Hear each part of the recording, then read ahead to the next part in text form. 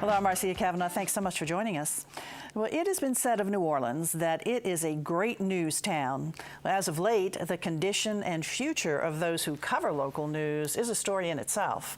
We'll take a special look at the hometown media tonight, including newspapers, the internet, television, periodicals, and in the tradition of the news, we'll even show some pictures. On the page for us are tonight's Informed Sources. Errol Laborde, producer of Informed Sources. Gordon Russell, managing editor for investigations, The New Orleans Advocate. Kevin McGill, reporter, The Associated Press, and Dominic Massa, executive producer, WWL-TV, and author of books about local television and radio, and really great books they are. Okay, we're going to go over to Errol first, because you wanted to touch on something that's definitely had an impact on news media and distribution, and that's the internet. Well, I just wanted to mention the internet because I know everything we can talk about that the internet is going to be a factor. It is the bear in the woods. I mean, it is in one sense awesome, in another sense frightening and threatening, and it affects and it challenges every medium there is. I mean, people who work for print outlets, you see on video now, people who are in video TV stations have print outlets on the internet, and so it's all changed everything. It's caused new alliances and new ways of distributing the news and reading the news, and it's shifted time in terms of when people get it. And so it's a big issue, and it's an ongoing issue, and it's going to affect in the long run a lot of media and the future of the media. And so we know that it's out there, and so a part of the challenges and issues and all of his faces, how to deal with it, and to take advantage of the best that it has to offer and to deal with the problems. So I just wanted to establish that. I mean, it seems like the big question has always been how to make money from the internet. I think that the news people in the news business have gotten used to the idea of reporting in the internet age, where you tell people what you know when you know it. When news is breaking, people expect to have it quickly, and we've sort of adapted to all that. But the sort of promised land of revenue has never arrived, maybe because the owners of newspapers and TV stations have been giving it away for free the whole time. I remember an anecdote a long time ago that somebody in the business offices of any given newspaper should have taken a look at what was happening in classifieds when something called Craigslist came in, and walked down the hall and told the guys in the news department, hey, you need to take a look at this. Yeah. And I remember going to AP Managing Editors Association meetings 20 years ago, 15 years ago, and getting the sense that there was not yet among newspaper managers a sense of how they were going to deal with this. We were all giving it away for free, and meanwhile, other news sources, some of them legitimate news sources and some not, were coming up and taking more market share and revenue away from newspapers. And it's also, of course, impacted content as TV. I mean, here at WIS, we make sure that we have our internet web-based content to support our broadcast programming. Has changed. The other thing that's changed too is you can now see more than ever what people are interested in, and sometimes that's good, and sometimes it's not. In terms of shaping content, you can see those metrics of who's watching, who's looking at what. Right, and it's kind of a double-edged sword, because I mean, I've looked at these reports for years. We get them, to see what stories on our website people are reading, and they tend to be crime stories and things, and they don't tend to always be stories that you're proud of or that you think you wish the public was reading, but so you have to balance sort of what does the public seem to want and gravitate towards to your sort of civic responsibility of what should we be covering that we think is important. But more than just sales of newspapers or ratings the next day, now it's to the minute, to the second. Right. You can see who's looking at what, what's when. trending at any moment. And there's also interactivity too. I mean, you can get actually some direct feedback from the community, and maybe even and get stories some, come that way. Right, yes. exactly. Develop stories from it. True. So the internet has really, enhanced that as well. I guess for the good, for the bad sometimes too. I mean, I think for the news gathering, it's terrific. I mean, you can do things now you could never do before. Yeah, once upon a time, for someone, say, in an Associated Press bureau, where you've heard about a huge explosion of fire across the state, where we're able to look at our member papers a lot faster and get more information. Also, if there's a court case unfolding down the street or in Shreveport, if it's a federal court case, we go online, we can find the records of what a judge did and how he ruled right away. You still have to work the phones and talk to attorneys. A lot of the shoe leather reporting is still there, but the internet has while it has cost us a lot, it has also made it easier to gather news in some ways. But the big contribution to the classic, I think the most important of all news media forms are daily newspapers, because when they were at agree. when they were at their prime, I mean, they're there most of them are there every day, and they're reporting, and there were a lot of other people get their information, but the classic big city daily newspaper was covering stuff like suburban council meetings, suburban levy board meetings, stuff that's, talking about levy board contracts and sewer contracts, stuff that's totally not interesting, not exciting, but you do it because that was your job as a news organization. And that was an important role, and you'd hate to see all that being lost. Yeah, and I mean, I don't think we've lost all of it, certainly, but I think the idea of the paper of record and covering all of these things, I mean, when I look back to when I started at the Times-Picayune 20 years ago, and the number of reporters we had at that organization compared to what we have now at the Advocate or what the Times-Picayune has now, I mean, it's probably, we might have 1/6 as many reporters. I don't know. It's a lot less. So definitely we have had some changes here, certainly in this community and really all over the country in terms of the newspaper world. So what are you experiencing now? Well, I mean, everything is sort of a matter of triage, and you have to figure out what you can cover and what you can't. And so it helps, you want to hopefully know about most of the things that are going on. You never know about all of them, but you're hoping that you know about most of them, and then you pick which things you're actually going to cover.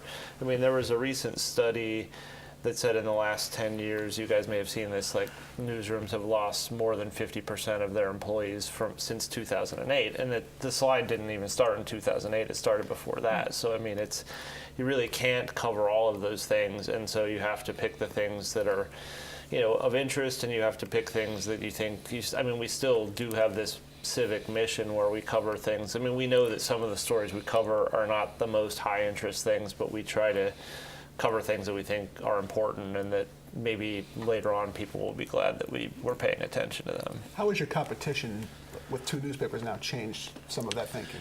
You didn't have that at the Picayune 20 years ago when you were competing against another paper. Do you feel like there's more of the game is stronger because of that? I mean, certainly it's upped the need for sort of speed on certain kinds of stories, probably for both organizations and probably for you guys too. And enterprise reporting is yeah, really important because you want something different that makes you stand out. Absolutely. I mean, I think over time, I feel like the New Orleans Advocate has been doing its thing for 5 years now, a little over 5 years, and I feel like we've gone a little bit in different directions from us and the Times-Picayune. I mean, we still cover many of the same things, but we sort of have a slightly different mission, I would say. So I don't feel like the competition in some ways feels less intense than it did at the beginning. And there was also a sense, quite frankly, at the beginning, I didn't think both organizations would necessarily be still in the newspaper business this many years out. If I had to predict, I wouldn't have predicted that. Well, what does that show you then? I'm not sure what it shows. I mean, we're one of the only cities in the country that has 2 daily newspapers, and I mean, New Orleans is often charting its own course, I guess you could say, but we're also, it's not like this is a city of great wealth, and it's not that big of a city, and it's a little bit of an unusual place to have 2 daily newspapers, or 2 newspapers. I always wondered if Advanced Publications, when they did the changes at the Picayune, they were also making those changes in Birmingham, Alabama. Oh, yeah. All 3 or 4 newspapers in Alabama and other cities, and there was no uproar. I'm from Birmingham originally, and I was in Birmingham when some of the changes were taking place, and you just did not see the kind of backlash against the reduction in the Birmingham News publication dates, or the Huntsville Times, or the Mobile Press that you saw in New Orleans. It just speaks to the way that New Orleans is different. It's old school, and had a closer relationship with its then daily newspaper. I wonder if they had just taken it a little slower here, if things might not have developed a lot more differently. I don't think it was the right place probably to implement their to choose a sort of a pilot project for their plan. It might have tried it more. It might have worked better in places where there wasn't that kind of. And the newspaper, I felt at the time, had really established a extra special kind of bond with the city after Katrina and so forth. And I thought it didn't. It sort of ruined all that goodwill pretty quickly. There had been two big bonding stories after Katrina and in the Saints winning season. That those were two big stories where people were united, and in the media it was a big love fest during that period of time. Yeah. And you couldn't get enough from reading about them. Yeah, I mean, I remember the day the Saints won the Super Bowl, and we printed all these extra papers at the Picayune, and there was a line at the parking lot. I mean, I don't know how many papers we ended up selling, but it was 3 times the usual press run. People were buying 10 of them, and it was something. So the wire services, that's your world. And what sort of changes have gone through? As newspapers went, so went a lot of the revenue for the wire services. They used to be the major source of revenue for the Associated Press, which is a cooperative basically owned by the newspaper publishing companies. And the AP has had to look for other sources of revenue. The internet, again, the internet is the story here. It both cut into revenue, but also gave us new opportunities. When I came to the AP 35 years ago, there were well over a dozen people in our bureau, but some of those people were working on computers and printers, which no one uses anymore, and satellite dishes. We don't deliver by satellite anymore. We deliver our copy over the internet. So that's some of the changes. Again, it's that being able to cover long-distance stories by looking into court documents on the internet. That's made our job actually a lot easier. No more trips to distant courthouses. So it's been a mixed bag for us. We don't try it and be, newspapers wanted to be the newspaper of record for their area. You could go to any city in the nation and buy the local newspaper, especially the Sunday paper, and see everything that was happening, every crime, every civic meeting, and the AP, I think in our state reports anyway, we wanted to pull all of that together and sort of be a real record of what was happening throughout the state and a complete one. That's not really doable anymore. We don't have the personnel, but I think we are trying to look more at important stories, and we're doing more data-based reporting.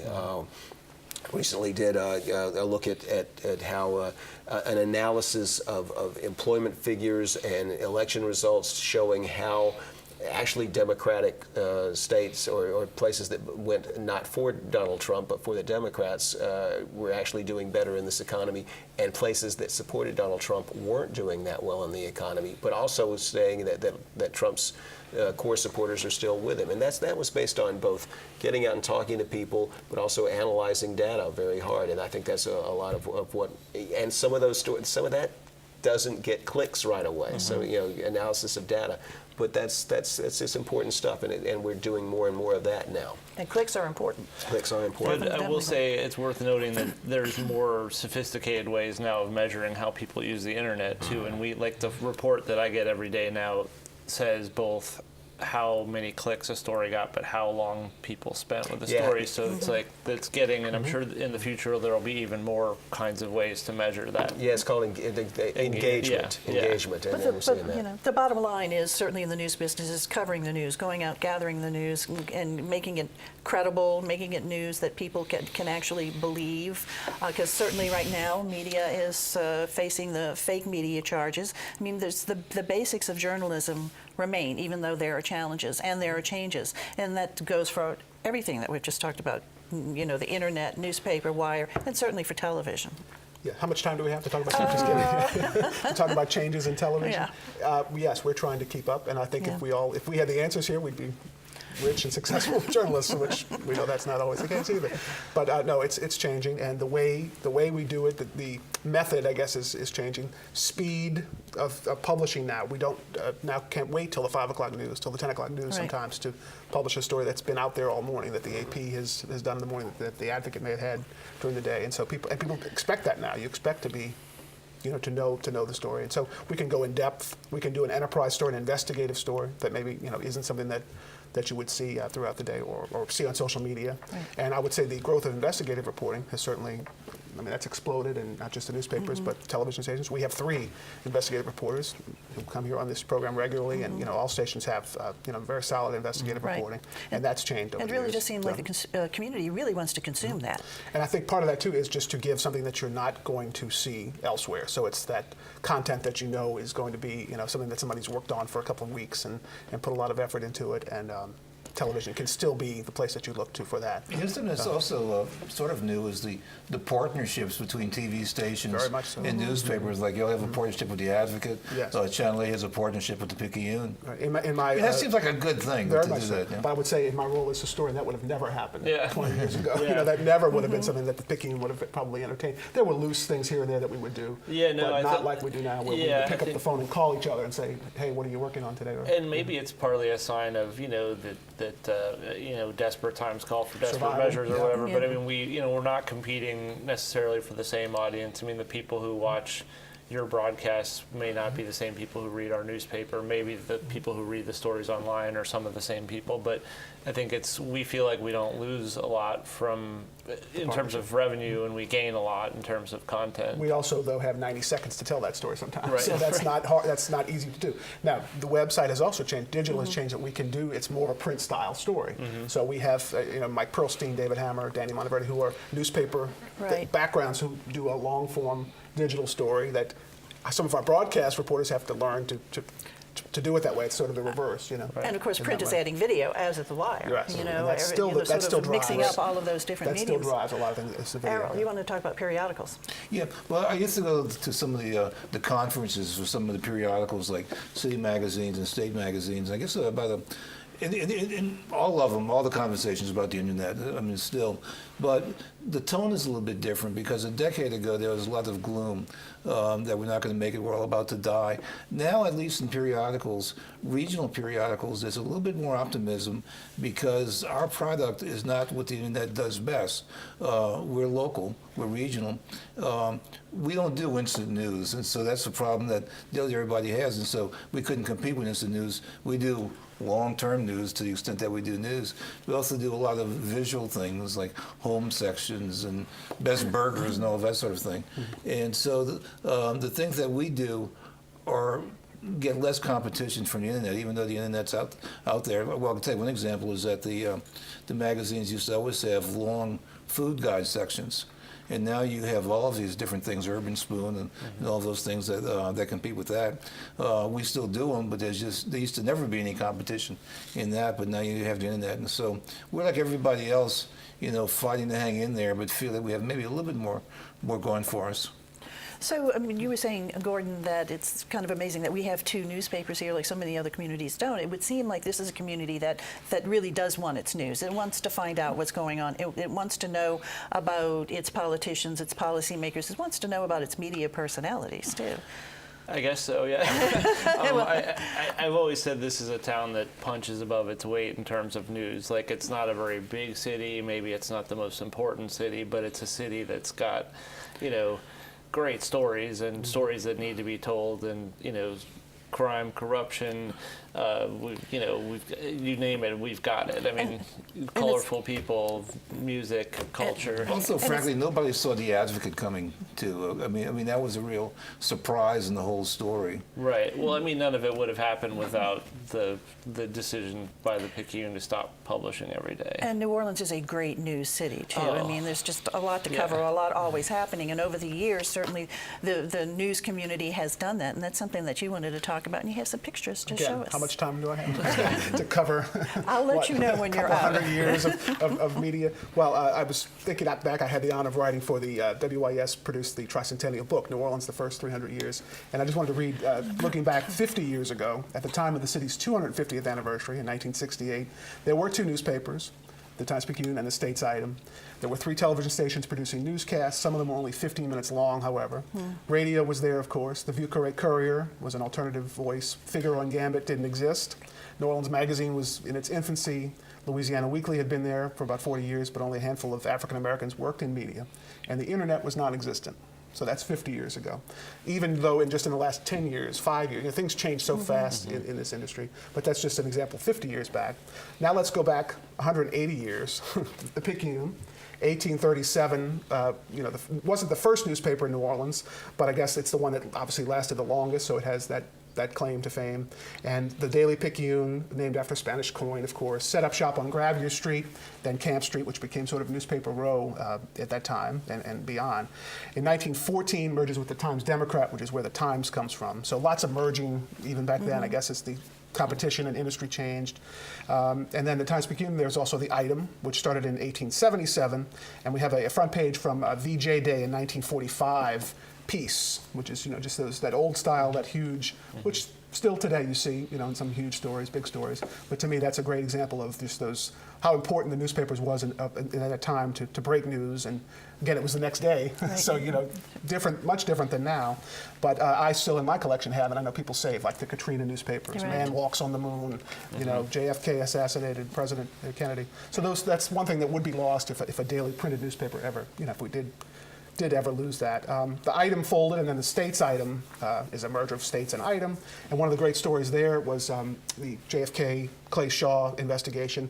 And I said an early example of investigative reporting, enterprise reporting that really broke a story that started from just a tip and a rumor in Jack Dempsey, the crime reporters, police reporters column, and then put Rosemary James and Dave Snyder on that team. And turned out a wonderful story, an investigative story that, of course, went nationwide. And I also wanted to mention Rosemary James and Iris Kelso. There's Rosemary, you see. Right. Iris Kelso, And two of Dave the first Snyder.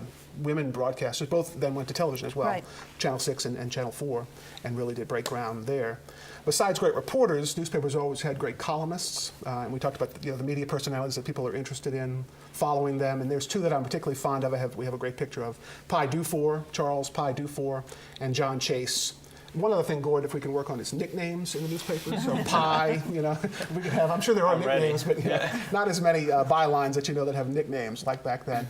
But not only great journalists, but historians as well, and wrote many books. And as they say, journalism's like the rough draft of history, the first draft of history. Right. They did the other drafts as well, and did many books on And history. Chase was a newspaper cartoonist, but he also did it on television. Correct. On Channel 6. First time he had a newspaper cartoonist on TV. Correct. And speaking of WDSU, which is an important part of the media story, in that it was the first station in New Orleans, first station in Louisiana, in fact, December 1948.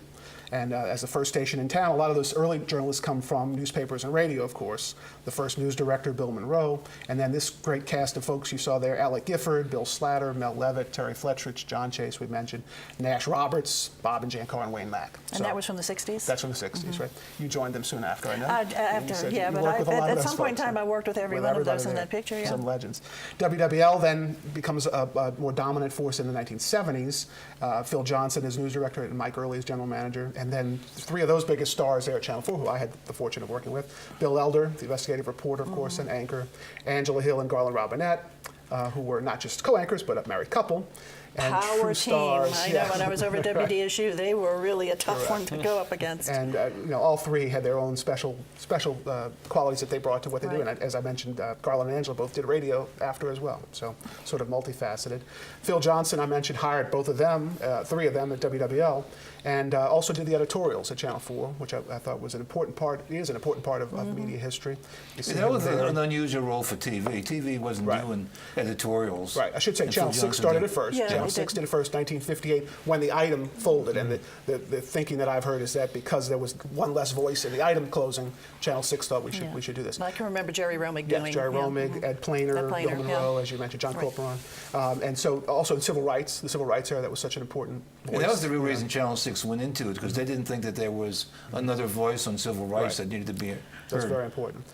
Two other legends that I mentioned, Phil Johnson, he hired these two, Eric Paulson and Sally Ann Roberts, legendary in the mornings at WWL. And I also wanted to mention them not just because of their huge success in morning television, but also just to say how morning news has changed dramatically in recent years. 4:30 in the morning would be an ungodly hour back in the day to start a broadcast, and we do now, Channel 4, Channel 8 as well, Channel 6 as well, I should say. All three, 4:30 to 9 in some cases, and Channel 8's about to add another hour. So that's really an amazing... Bill Stanley, when did he have his breakfast edition? When did that was early. 60s, 70s, 80s, he was on for, Yeah, for but a I long, mean, long time. I'm But talking yes. about the Yeah, AM, it was, the time probably he 5 or started. 6, I don't know, Yeah, it was 4:30. pretty early. It's He crept was- up over the Who years. watches the 4:30 a.m. newscast? People do. I mean, I assume they It do. when you grows. win, As yeah. you know, when Yeah. people wake up and it grows throughout the morning. The Okay, I can more give you time. 30 seconds more. 30 seconds. Last one is one that you mentioned, Gordon, actually, just I thought sentimentally. The Times-Picayune headline from the Super Bowl win, Amen. And they have had many great ones, in recent years. that's- But yeah. Amen is. I said, how many Isn't it restaurants and beautiful? It's bars and beautiful. offices does this hang in? Did this Right. framed headline hang in? So See that Liuzes. yes, that's right. That uses so. Oh, boy. Well, you see, you did it. I did it. You sort of got us through I our do work in history and television, media. so I know how to do it, I guess. Okay, so now the next thing to give to you guys your favorite stories Okay. in your respective mediums. Well, first of all, in public TV, public TV is sort of like the Switzerland of the news media, and that we can bring together different factions, and so it's possible, like on this show, they have people Right, from we gather everybody competing from different- stations and competing newspapers, and that's an important role. And to be able to do that in a commercial-free environment, I think so. I think it's an important role at public TV. As far as magazines, what I mentioned, what sells best in terms of covers is always what's called service journalism. Whenever you do things like Top Doctors, as we do, or Best Burgers, and Right. that kind of stuff, and I think that those are really the hallmark for them. Okay, Gordon. Well, you mentioned things that that were special to us or that we're proud of, and it's hard not to think about Hurricane Katrina and the aftermath for me. I mean, I think honestly, I was at the Times-Picayune at the time, and we weren't particularly well prepared for it, I don't think. And it was kind of it was a little bit disastrous for days as we figured out what to do. But I feel like that was a time when it felt like what we did was really important for the next year or two, really, after, and that people were really needing that news, and it was a reminder of why we're in this business. And y'all did a great job, too. You definitely did, Kevin. Yeah, I have to say Katrina as well, but just about any time at a Associated Press bureau, at a wire bureau, you're trying to not tell local people what's going on. You're trying to tell everyone else in the state and the nation and the world what's going on. And I like to think that we've done a good job of conveying what was happening during Katrina and the Edwards trials, and just giving a sense of what New Orleans really is to the rest of the world. All right. Don. I hate to say Katrina as well, but Katrina, to me, showed the emergence of the internet as our way of communicating to people. The other thing, though, for television is you still turn on that television when something big happens. I think in a lot of times, when a hurricane's approaching, yes, you're looking on your phone or on Facebook, but the television is on and you're watching. And so that reminds us of the power. But Katrina, I'm very proud of what we did as well. And also, Katrina, we need to acknowledge radio. I mean Absolutely. particularly WBL radio, which played a really critical role during that period of time. And also social media. We really haven't talked about social media, but there's certainly an advantage for social media. One of the things in terms of a news consumer is like trial coverage. And reporters are allowed to sort of keep you up to date of what's going on when you can't have a camera in there. Yeah. I mean, when the Ray Nagin trial was going on, just to name one, I know several of us were live tweeting through Right. it. It does give you another way to get the news out to people. So basically, the news keeps on coming, and the news gatherers keep on doing that and covering and bringing it out to you, and really with a firm effort to really employ good journalism, solid journalism. Certainly these guys do here. Thanks a lot for joining us. Thank you all for joining us, and of course we want to see you again next week for Informed Sources. Have a good evening.